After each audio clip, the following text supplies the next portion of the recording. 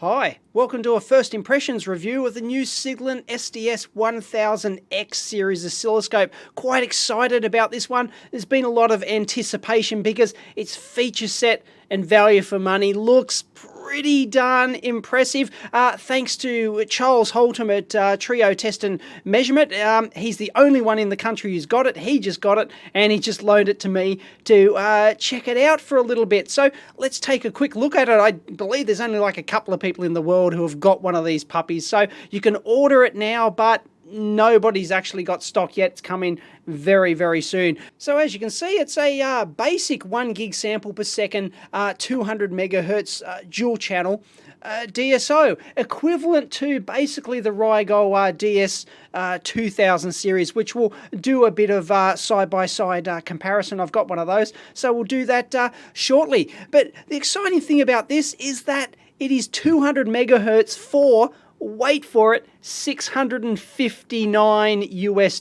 That's the street price going for this thing, and it's just over smidgen over $1,000, not including GST here in Australia, so it is ridiculously cheap. And it comes in two models. There is a 100 megahertz version of this, none of this 70 megahertz rubbish, or not even 50. Comes in 100 or 200 megahertz. The 100 megahertz one is only $499 US, or under $800 Australian here. Ridiculously cheap for the bandwidth, especially the 200 megahertz one. Wow. So just as a price comparison with its direct competitor, the Rigol DS2000 Series here, both dual channel, both available in a hundreds or 200 megahertz version, although granted the Rigol DS2000 Series is available up to 300 megahertz, whereas this one doesn't, only stops at 200. But anyway, direct apples to apples price comparison. This one, 200 megahertz as we see it here today, $659 US.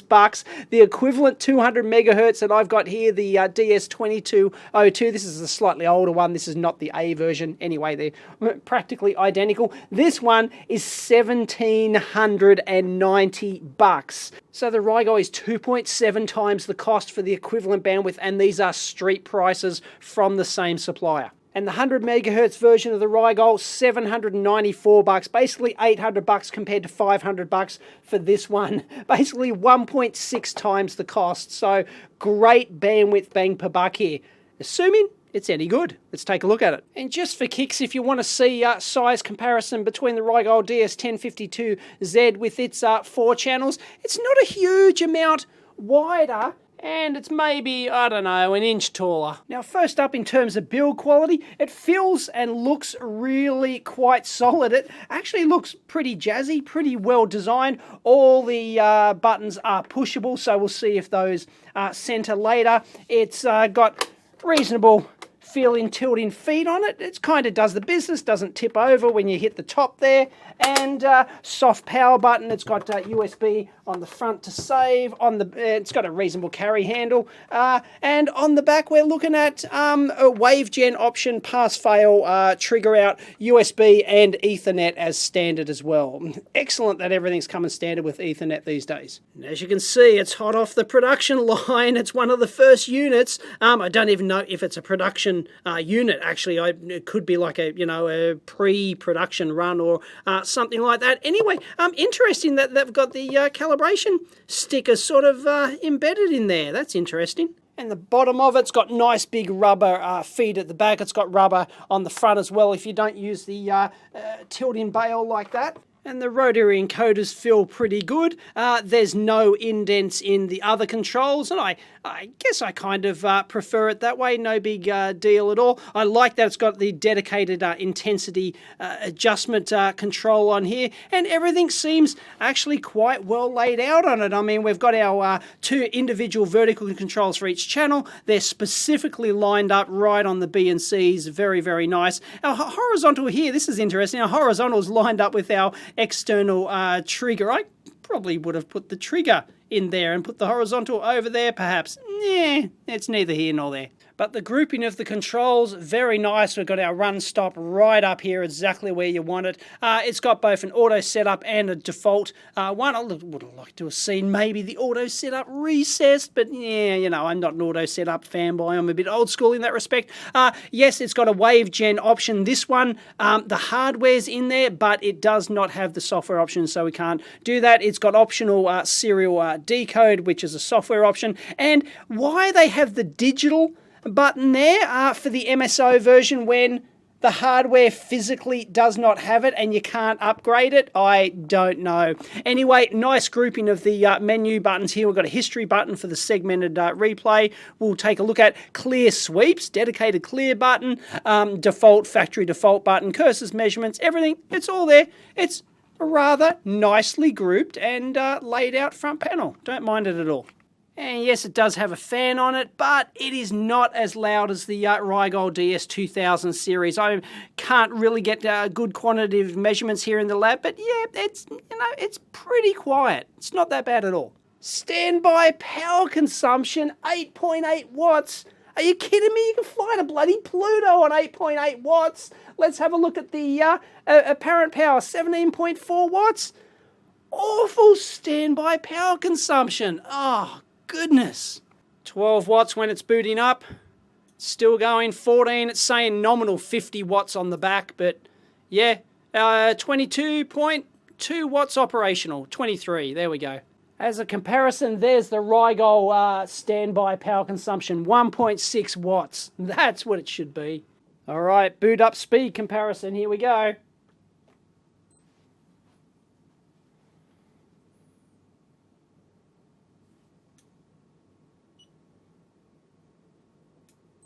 Winner, Siglent, just under, well, 9 seconds, just under 10 seconds of Rigol's.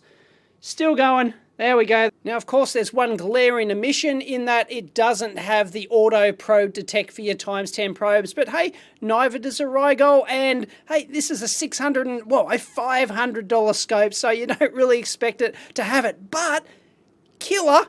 It's got 50 ohm input impedance mode, switchable as standard. Fantastic for a $600 class scope. Now, both scopes have 500 microvolts per division. Beauty. I love this new trend of 500 microvolt per division vertical range. And I've set them both to 7K points sample memory here, normal acquisition, everything. As you can see, the Siglent appears to have a lower noise floor than the Rigol, but that's appearance-wise. It's got to do with the update rate and the memory depth. You can actually see a difference if I change the memory depth here. You'll see that we get more apparent noise, and you can start to see some of the variable intensity display in there as well. Once we go up to 700K sample memory and 7 meg sample memory, there we go. But yeah, it appears to be lower noise. Let's call them equivalent because we don't know about the update rates yet. As you can see, both scopes have 14 horizontal divisions across. Fantastic. I love that because to get the widescreen display, they've both got 800 by 480 resolution screen, 8-inch displays, absolutely identical displays on this. And it's hard to get the brightness right here, so don't worry about brightness comparisons. We'll do that in a minute. Let's just say I think the Siglent is probably front on. The Siglent's a bit brighter. But the good thing about the Siglent is that it's not wasting the some screen space over here that the Rigol dedicates to this horizontal and vertical measurement menu here. And also you'll notice that it is chopping off part of the one division there when you get rid of the menu. So there you go. Whereas the Siglent, it's a fixed menu, so you can't actually turn the side menu off here, but you're not losing anything. You're always getting the 14 divisions. Much better than the Rigol. And yes, just like the Rigol and most scopes on the market, if you turn on the second channel, it halves. At the moment, here we go, we're at 10 meg samples per second, 14K points. Turn on the second channel, we halve to 5 meg samples and 7K points. So our sample rate halves and our memory halves by turning on the second channel, but that's par for the course. One thing I don't like is all the buttons on this scope. Look, you can barely tell they're even lit. Look, I mean, yeah, I've got some reasonably bright studio lights in here. What have I got, 1000 lux on the bench? at the moment, but still, these are not bright at all. I don't know, some people complain about, oh, the buttons are too bright, but hey, check out the Rigol. I mean, it's even worse. Look at this. Like, it just, unbelievable. Can't get like a lead on a button. Jeez. I'm really starting to like the user interface on this thing. It's just clean and uncluttered. We've always got the sample rate and the amount of memory displayed. There's all our trigger information, channel 1, rising edge, the current level, the coupling DC. Yes, it's got a hardware frequency counter up here, which we'll no doubt try out. Channel 1 and channel 2, they're color-coded properly. Shows that we've got the 1 meg interface. Look, we can switch between 1 meg and 50 ohms. There it is. Absolutely fantastic. Doesn't really change the noise performance of that at all.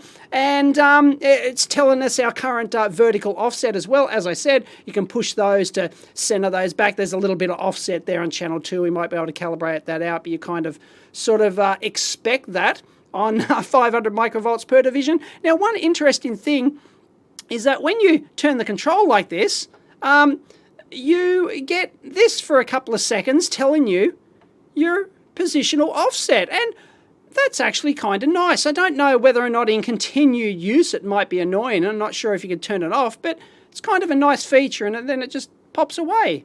And yes, we've got our trigger level here. It pops up with the trigger line, of course, and then that just goes away. And the good thing is when you move the channel, the trigger line pops up. Very nice. And it's got your usual soft menus down the bottom, which the Rigol, of course, has the ones on the side with its kind of quirky user interface. I prefer these soft buttons down the bottom. I never liked the Rigol buttons down the side here. But anyway, standard coupling, AC, DC and ground. I can't hear a relay click in there for those. Bandwidth limit is just your regular 20 meg. Your probe adjustment, easy to go through like that. Very simple. But of course you can use your selection adjust knob up here if you want. And yes, you have to push it, but I'm not really detecting any sort of problems when you push that and it being a bit dicky. It seems to work just fine. And vertical channel 2 here, we've got volts and amps, so if you've got a current probe you can do that. We can de-skew, of course, and we can invert our channel, so all the regular stuff. And the probes, well, they feel a bit cheap. I don't know, they don't instill a lot of confidence. Typical ×1, ×10 switchable passives that you get. And you're just your regular Joe Bloggs assortment of color code and your high frequency probe attached. That's about it. And of course your horizontal delayed sweep, you just push the horizontal control and it works just as you'd expect, just like any other scope. No worries whatsoever with that, and you can push it, the horizontal back, you go back to the center. Perfect. And there's one thing that's not obvious here. There's no menu button for the horizontal controls, so where is like your XY display mode? Okay, so there's a roll button. We can go into roll mode. That's great, no problems whatsoever, but like, how do we get into XY mode? Scratch that, I found it. It's in the acquire menu over here. XY mode, there we go, on. Bingo, no worries. And well, that's one of the things you get when you don't spend the money. I mean, the sample rate, 1 gig sample per second, you turn both channels on, you halve it, and that's only 500 meg. You can't even, you're barely getting your Nyquist sample rate for your 200 megahertz bandwidth. So, yeah, in terms of a 200 megahertz bandwidth scope to do signal fidelity measurements with, the sample rate's just not high enough. And it's got no equivalent time sampling either. So if you had a repetitive waveform, but it's got all the normal stuff. It's got normal, peak detect, average, and E-res there is actually enhanced, I believe. I'm guessing that stands for enhanced resolution, which is the high resolution boxcar moving averaging mode. And in terms of control responsiveness, I've had no issues whatsoever with this. It's very nice. It's pretty much, instant, exactly what you'd expect. Now, if we have a look at the trigger options, go into the setup menu here. Here's all the different types. I like this. Look, it pops up with the help. By the way, there is no help button on this, so you can't just hold down a button and it gives you help. So that's actually a big disadvantage compared to the Rigol scope, for example, which has, you know, extensive help built in and other scopes. Anyway, we've got our edge triggering, we've got slope, we've got pulse width, fantastic. We've got your requisite video when it leaves, trigger when the signal leaves the windowed region. We've got interval when the signal disappears for longer than the dropout value. Runt pulse triggering, very nice. We can do pattern triggering, so your typical digital and or type things, and your serial triggering, so that's not too shabby for a $500 scope. Alright, everyone wants to see what the super phosphorus oscilloscope is like. Let's check out the variable intensity. And to test this out, I've got Siglent's brand spanking new, hot off the press, like first one in the country as well, the 2000X Series touchscreen Siglent function TrueArb waveform generator, 120 megahertz, 1.2 gig samples per second. Oh, looks really nice. Haven't even looked at the price of this. I just like this one. I think is the first in the country, and Charles didn't even take it out of the box. So it does work. I have not used it yet, but this is brand spanking. So this is their new X series. Geez, takes a while to boot. Twiddle your thumbs. Jeez. It's only a bloody ARB gen. What's it running? Oh, there we go. We're in like Flynn. And does it work? Yes, it is. But yeah, why bother when you've got the buttons there? I'm sure the touchscreen is useful for something. Anyway, waveforms, there we go. Sine, haven't even used it, so I'm just sticking through here.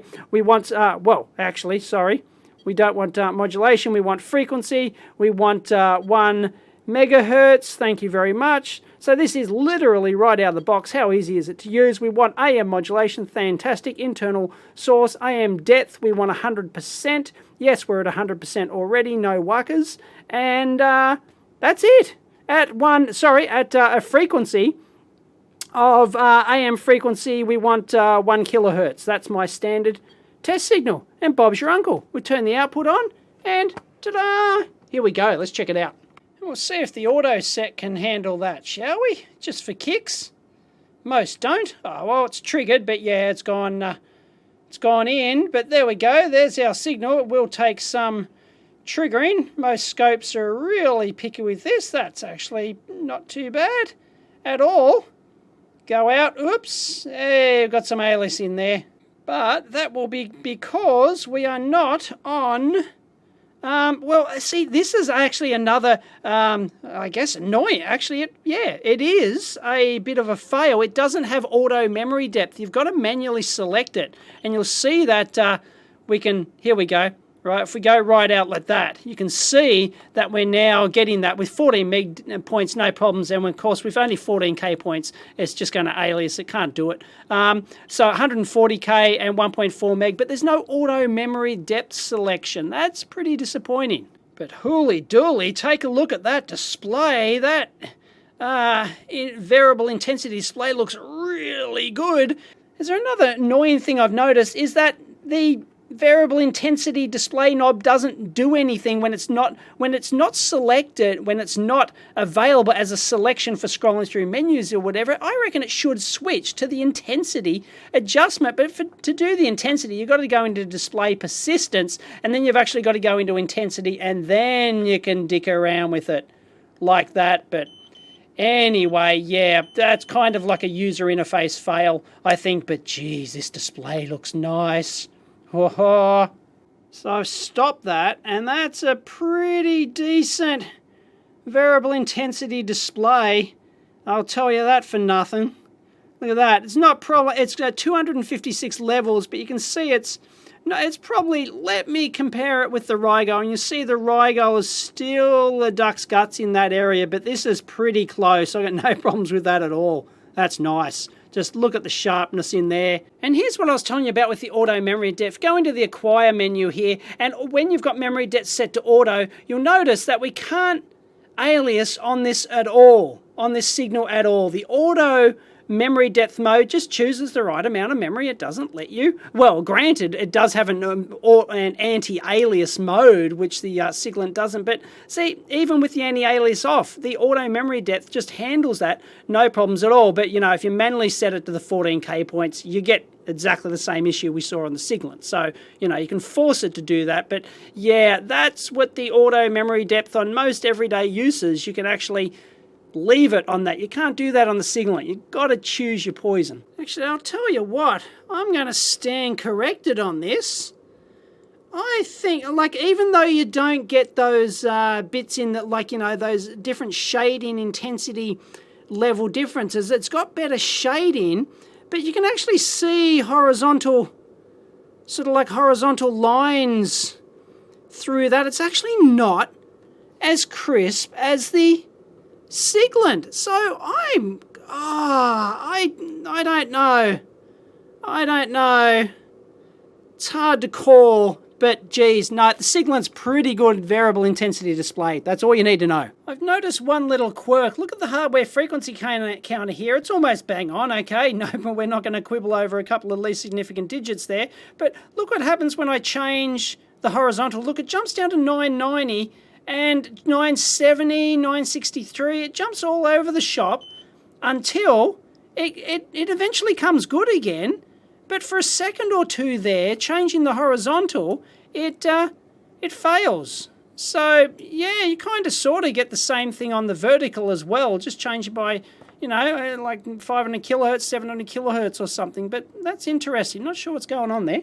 Now, I was a bit confused here for a bit, trying to measure the waveform update rate, because the Siglent is supposed to have an excellent 60,000 waveform updates per second, right? Really quick. That's like its banner spec. So I'm measuring down here, okay, I've got feeding in my standard 1 megahertz test signal. That's what you do when you measure the waveform update rate. Okay, I've got on the smallest amount of memory. I've got, you know, like the fastest time base, right? Everything, right? It should be pretty good. But I'm only getting, sorry that this is hard to see, I'm only getting like 11, 12 kilohertz down here.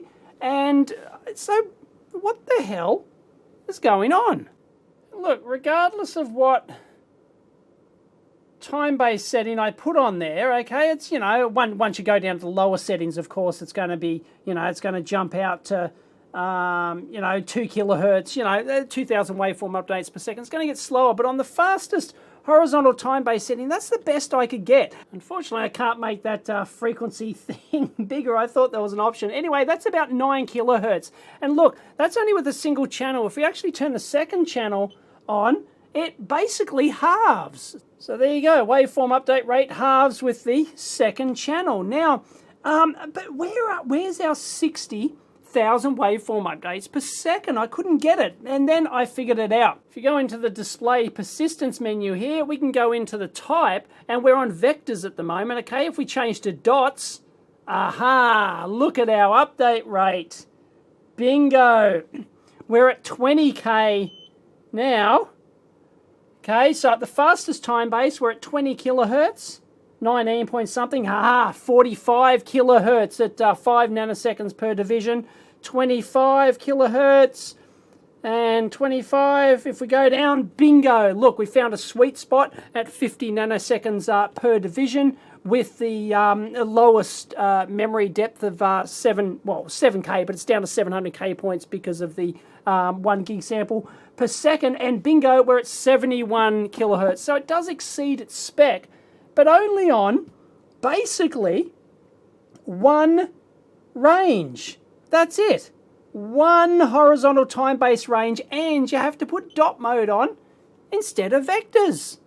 Unbelievable. Anyway, there we go. That's in dot mode. You'll see the dots though. The reason you don't see the dots is because we haven't stopped it. If you stop it, there we go. Bingo, you can actually see the dots there. So that's the difference. But yeah, that makes a big difference to the update rate. But everyone runs it in standard vector mode. So yeah, there's some marketing wank for you. 60,000 waveform updates per second. Yeah, not really in practice.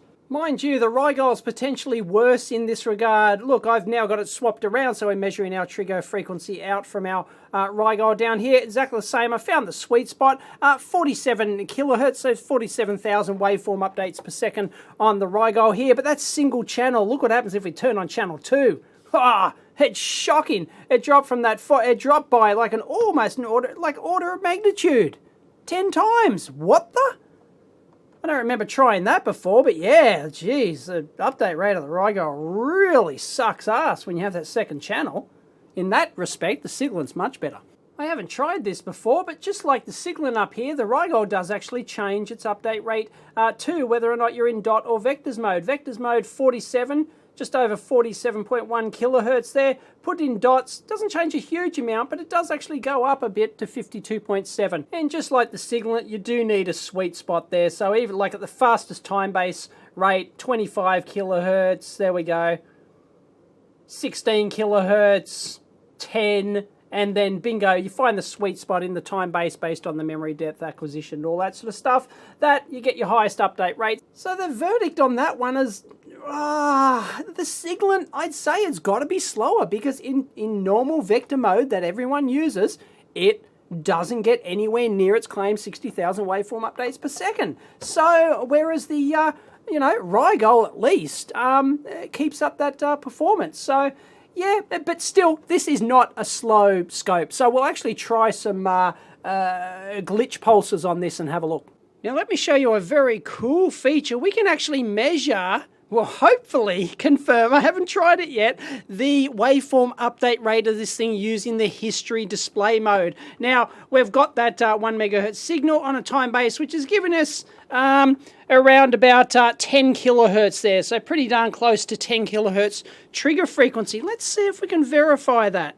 Okay, so what we're doing, okay, the scope's just operating normally, here we go, and we're going to actually press the history button on the front. I won't bother showing you, but we're going to press the history button. That'll automatically stop the scope and capture, in this particular case, 80,000 frames. So this is the segmented memory, history capture, waveform capture feature that like the Rigol has, and the Agilent, and almost every scope on the market has this these days, even the low-end ones. But watch this, right? Oh, I'll just show you this mode, right?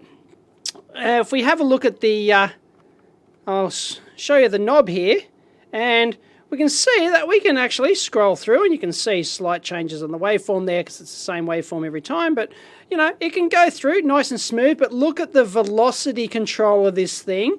Well, if we spin that fast, wow, that counts up really nice and quick. Look at that. So the velocity control, they've implemented that. Perfect. So hats off to them. And once again, we can actually set the playback interval, for example. So if we wanted to set it for, I don't know, 50 odd milliseconds, we can go through and play that. Bingo. And there we go, we're replay mode. But the feature I wanted is really, really nice. Look at this, and I haven't seen this before on any scope, I don't think, anyway, unless you're trying to extract the data. It's got this list mode, and look, it has the history number, like we've got down here, but it's got the acquisition time to 1 microsecond resolution. So check it out, how awesome is that? So if we just actually, can we stop that? Pause it. There we go. And we can see that, what's the difference? There we go, acquisition time, minutes, boop, and then we've got 1 microsecond resolution. So what is that, 210 minus 311, so that's 101 microseconds. And of course, 101 microseconds, invert that on our calculator, what do we get? Bingo, 9.9 kilohertz, exactly the update, well, basically the update rate we were seeing on the scope there. So that's confirmed. So when you've got normal vector mode on this scope turned on, it certainly is 10,000 waveform updates per second maximum. That's on one sweet spot on the time base. But, that's still okay for it's a $500 scope. It's pretty darn good. When I was a boy, geez, no, there's 10,000 waveform updates per second rubbish. Geez, you're lucky if you got 50. And I completely forgot to show you the color intensity upgraded display as well. There it is. So you can get, and in fact, if you turn on infinite persistence, there we go. And we can, that's what we can use our clear sweeps button on the front to clear that. But there you go. We can get our nice, for those color intensity graded display fanboys. I'm not necessarily a huge fan of it. It's useful in some situations, but anyway, so there we go. We can clear the sweeps on there, and that's with infinite persistence there, and we can just clear that. No problems at all, but yeah, it's got color or just your regular monochrome. Beautiful. I'm pretty sure I have not seen that on a sub $1,000 scope before, and this is a $500 scope. Even the 100 megahertz model has this. And if we give it our next to impossible to find one glitch, hey, we got one! We got one! One glitch every million cycles. So with only 10,000 waveform updates per second, well, I don't exactly know, but it's near there. Yeah, we're not going to pick it up in too infrequently. As I said, we should pick it up more often in dot mode. There we go, it just immediately popped up. I've got infinite persistence here. We can clear the sweep on that. And, well, there we go. Popped it again, so that's actually pretty good. That's not bad at all. That's one glitch in every million. So it's not doing too shabby. And if you go into history mode here, and we've captured 45,000 waveforms here, maybe we'll find it. If you sit there long enough, you might be able to capture one. It's much easier to turn infinite persistence display on. That's what it's for. Now hold on to your hats, folks. I have found a really interesting mode. If you go into the acquire menu, there's a mode called sequence, okay? And I was very confused by this at first, and I thought it was, like some other segmented memory mode, because it's it's sequence or whatever, and it's got segments. You can actually go in there and set the number of segments. At this particular time base, I can go up to 1024 segments, and it was very confusing. It didn't work like segmented memory, so I read the manual, and what this is a mode. When you switch this thing on, you can probably actually go in there and maybe see it. Okay, we'll switch it off. Maybe we'll see. No, this is not a good one for seeing how fast the update rate of... Yeah, here we go. We can just see the update rate here. When we turn it on, the update rate is actually much, much slower, because what it's doing is delaying the updating of the screen, and then just bam, waveform to memory, boom, boom, boom. As many, it's using, like, segmented, so to speak, to get higher waveform update rate. They claim in the manual up to 300,000 or 330,000 waveforms per second, which is phenomenal. But I can't find any of that in my run pod. Where's my 1 in a million glitch? I should be getting that now, but I can't. And even if, like in the manual, it tells you, okay, we'll use history mode. Okay, so let's turn on all 1024. Look, I'm not capturing any of that 1 in a million glitch pulse like I was capturing before when I had this mode off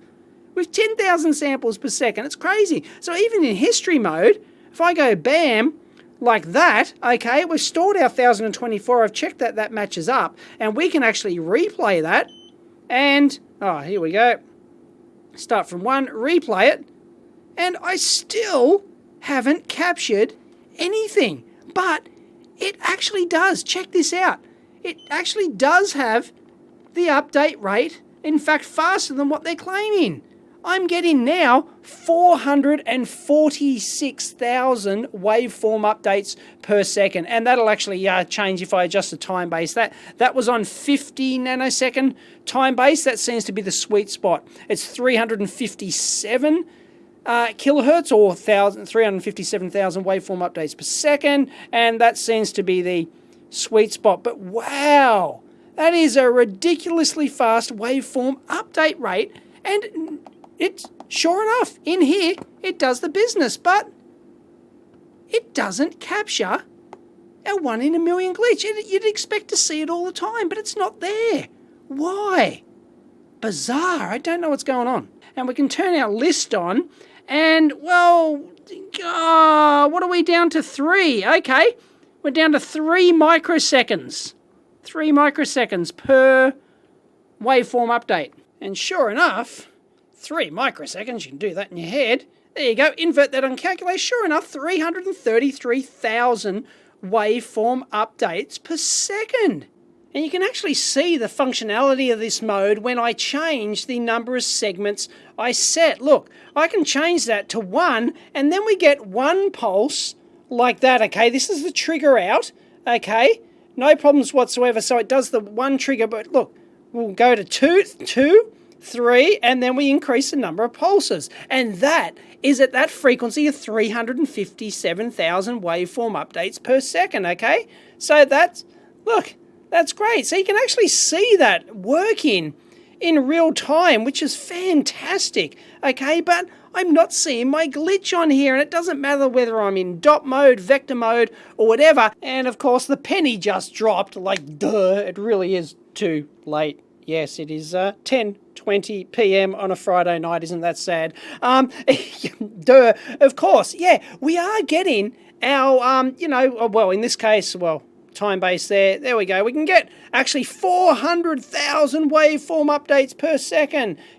Fantastic, right? But that's only in this segmented acquire capture mode. The reason that we're not seeing our 1 in a million pulse down here is because of the massive dead time, okay? Yeah, it can capture that, and it's not updating the screen, which is fine. And if you go into history mode, maybe you might be able to capture it in there somewhere, but you've got to remember that, look at the amount of dead time. How far do I have to go out? Crikey, look at that. What's that frequency there? That's 50 milliseconds per division, 100, 200, 250 milliseconds, like quarter of a second. A quarter of a second dead time, and we can only capture up to 1,000. At this time base, we're only getting 1,024 that we can capture. Okay, so if the 1 in a million pulse happens to occur in the region where it's sampling, then bingo, you'll get it. And you might, I don't know if it'll display it on the display, you might have to use history mode to get it, but the odds of it coming up are not good. So while that sounds impressive, that update rate, and it is for segmented capture mode, okay, but for real practical purposes of capturing a very infrequent glitch like this 1 in a million one, it's essentially useless, and it's actually worse. As I showed, if I actually turn that off, then I'm actually going to get, look, I have much less dead time up here, much less dead time, so the chances of actually capturing that glitch pulse are much better. Bingo, there it is, right? We actually got it, right, fairly quickly.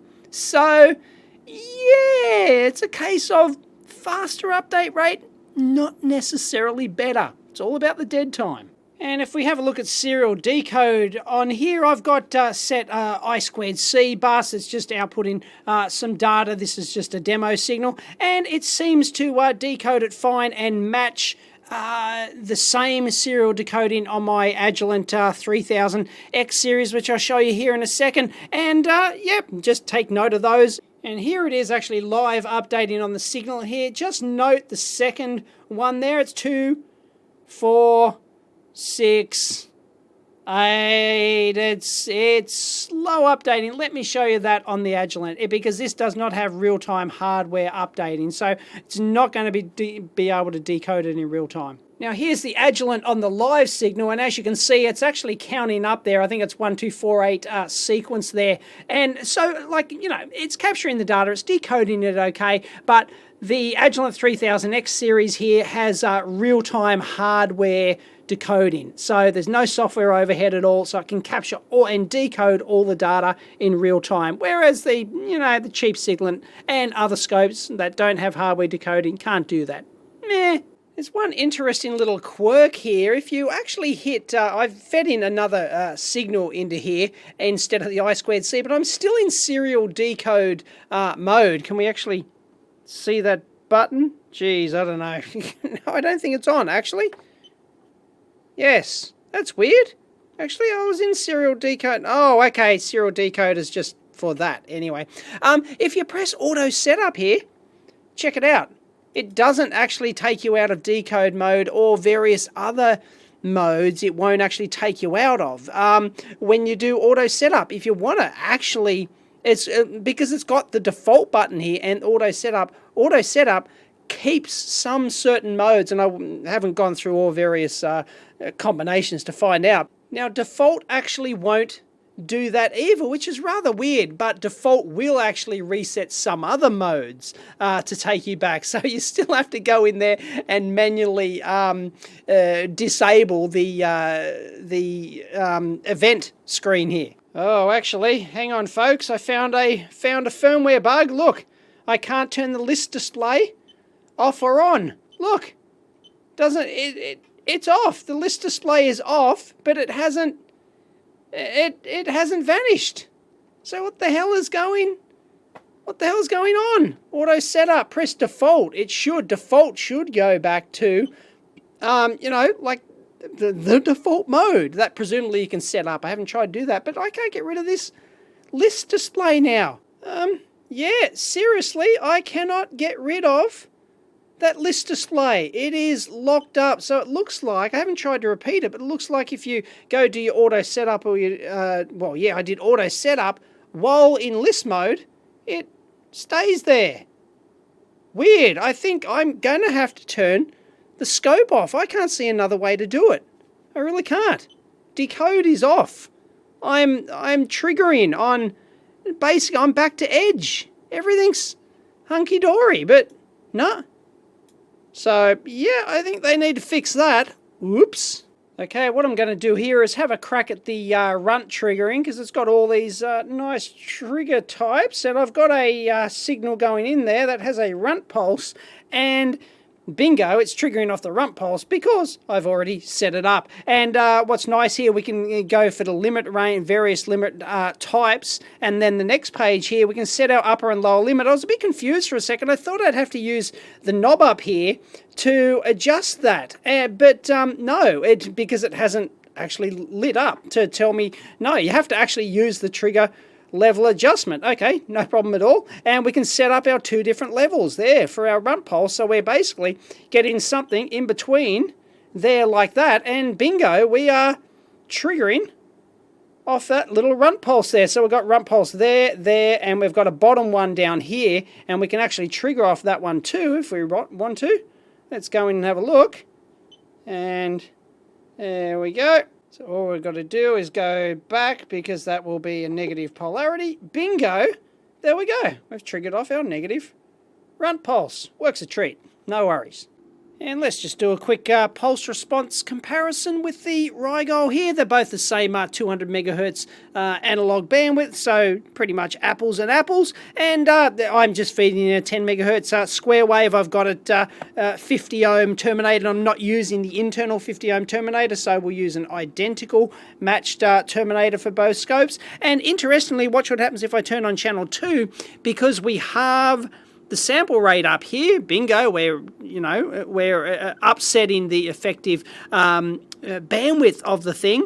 Then watch, see the subtle little difference in the subtle change there in the response to that. I know it's not much, but it goes to show that the math works, right? You got less sample rate, you're going to get less signal fidelity. And there you go, that's on the Rigol. It's neither here nor there. No, basically I'm looking for gross pulse response problems. There are none. And for those playing along at home, the Siglent 3000X series, but hey, that's 500 megahertz bandwidth. Whoa, I had an issue with the display is locked up. Something's going on. I was just turning the time base quickly, and it beeped at me like it got to the end of the sequence. It's like it's some sort of velocity. Well, okay, we instantly entered roll mode there. Okay, I'm not sure. Now it's not triggering. Oh no, there we go. Okay. No, sorry, we just went down to horribly slow time base. Oh no, it just looks like it couldn't recover from that slow time base setting. It had velocity control on the horizontal. I think that's the problem. And it was going too quick. Yeah, I think that's what I think that's what happened there, and it was trying to do a slow time base, and it just couldn't, you know, it would not, and turning the control maybe didn't reset that. Let's see if I can do it again. Ready? Nope. And then, no, it's come back. No, see, look. See, 200 nanoseconds per division, then it takes a little bit to come back. Something weird, some weirdness happening there in the firmware, I think.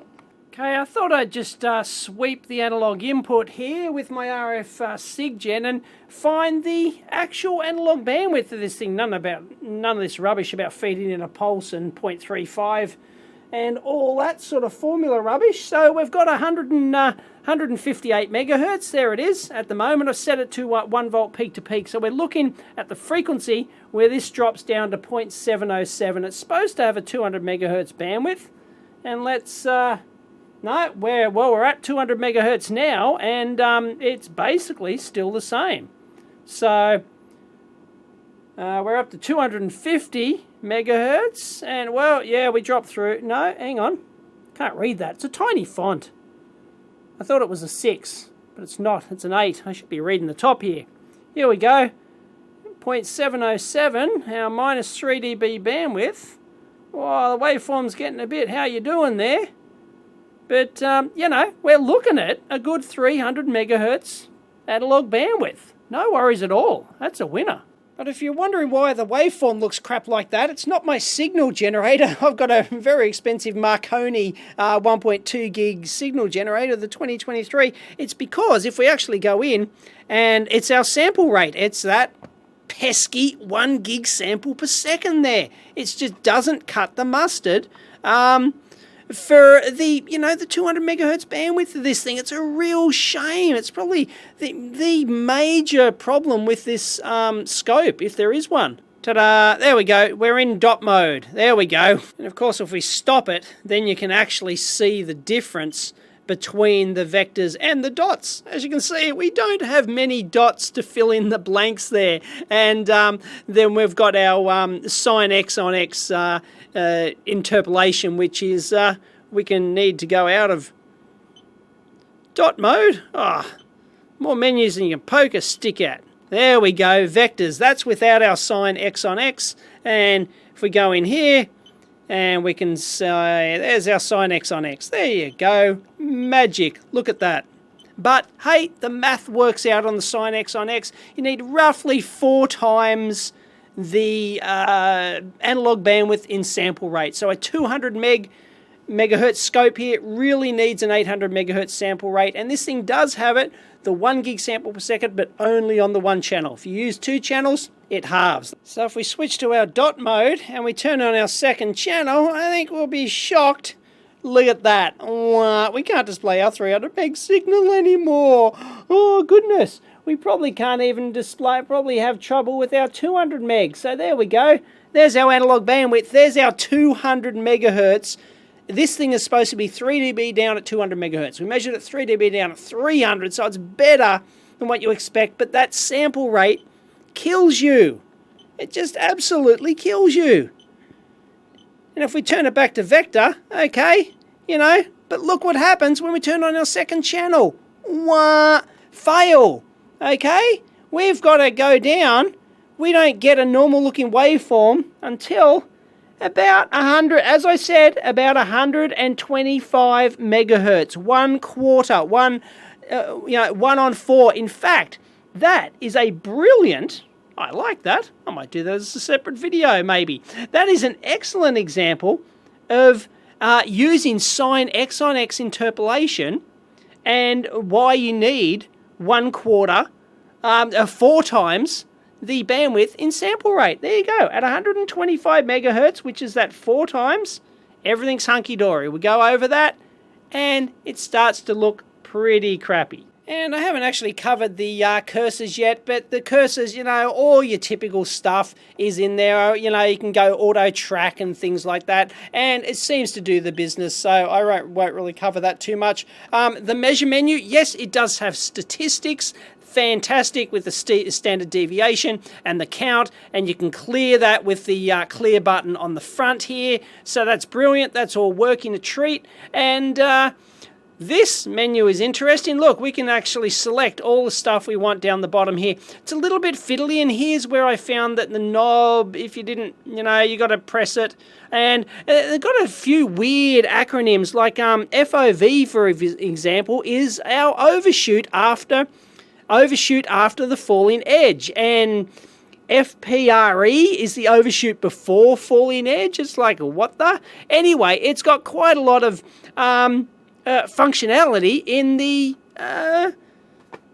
measurement mode, so you know, no problems whatsoever, and it all displays it down there, and you get your stats. It's all pretty standard. The Rigol's a bit more powerful in the statistics part of it. It can get histograms and lists and all sorts of stuff, so you know, but hey, this is still pretty good for a $500 scope. But of course, one of the coolest features is that it's actually got gated as well, so you can actually gate where. What that means is you put these cursors where you, I don't know how to adjust, yep, cursor A, there we go, got to select it first. You can actually select which part of the waveform you want to actually take the measurement from. Usually it's from like the full screen, so you know, data, but if you just want a specific part, gating is very powerful for cursor measurement, for any cursor and automated type measurements. Excellent.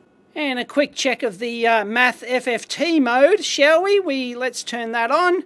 There we go, we're Operation Plus. Ta-da! FFT. We're in like Flynn. That's done the business. Yep, no problem whatsoever. That looks alright. Can we measure? And it's good that we can choose the split display or the full screen. That's pretty neat. And we've got all the requisite windows. Yep, good old Blackman. And I can't find an easy way to use the cursors to measure that frequency. Like there's no, you know, FFT type mode function, find the next peak and all that sort of jazz, like, you know, that nice Roden Schwartz one, was it, that we looked at just last week at the trade show. So nothing like that. It's just basic. No, I don't know, maybe it is in there. It's too late. I give up. Anyway, there you go. That's been a rather lengthy look at the new Siglent X series. Thank you very much to Charles at Trio Test and Measurement here in Sydney for loaning me this puppy. I believe I'm going to eventually be getting one from Siglent. That's the word, but yeah, it could be towards the end of the year or something like that, so I can have a play around. This one will have to go back fairly shortly. I can't keep it indefinitely, and hopefully I'll do a teardown on it as well. I just wanted to play with it today to show people. I know I'm supposed to, you know, not turn it on, take it apart, that kind of stuff, but anyway, I wanted to get a first impressions video up on this thing before I potentially ruin it by taking it apart. I'm sure I won't, but yeah, Charles gets a bit worried about his little baby. Anyway, the Siglent X series. It seems to be a few little firmware quirks, so I hope they can fix those, because the previous SDS1000 series, apparently it was a nice hardware, but the lot of reports on the forum, I haven't really been following it, but apparently, as far as I'm aware, there were a lot of reports on the forum of lots of firmware issues which they hadn't fixed. Anyway, hopefully they'll be fixing those. But this is a reasonably solid scope. I don't mind it at all if I can figure out how to bloody turn the math off. I can't just double. Yes, I can. It's a little bit slow there, but otherwise it's actually quite a quick and responsive scope. But really, I think the major limitation is the sample rate. 1 gig sample per second for a 200 megahertz scope doesn't quite cut it. But hey, you can't complain about the price. What was it? $659 for the 200 meg one and $499 for the 100 megahertz version. Wow. So although this is not really bottom entry level scope, at $499, it's getting there. So it's basically $100 more than the $399 Rigol DS1054Z. And this thing, yeah, although the $499 is for 50 megahertz, a lot of people hack these things up to 100 megahertz and all the bells and whistles. But the 1054Z, not a direct comparison, but I would still go for the 1054Z if you're in the market for an entry-level scope, because you get the 4 channels. That's a killer feature. It's got all the bells and whistles, can be hacked up to 100 megahertz. The Siglent, it is not software upgradable. If you buy the 100, it's not software upgradable to the 200 megahertz as far as I know, and that's a big downer. I don't know why they haven't provided that option. Maybe they will in the future, or I'm wrong. I don't know. So there are no hacks for this thing as far as I am aware. So, you buy the 100 megahertz version. It's $100 more than this, but this has the 4 channels. I guess it comes down to, if you were considering these two, which they're not really equivalent, this one has the much bigger screen, much more, kind of more usable. It's got the separate vertical channels, but you sacrifice the 2 extra channels on there. So, does have the external trigger though, which the 1054Z doesn't. But actually, there's a thread on the EEVblog forum at the moment. Why do you need 4 channels over the 2 channels? Well, it all comes down to usability during troubleshooting, because often you want to, say, use one channel for measuring your power supply, for example, another one for measuring the signal under test, another one for measuring some reset line you're looking to debug. You're trying to catch a glitch and time cross-correlate them across all the 4 channels. So 4 channel scopes are very handy when you need it.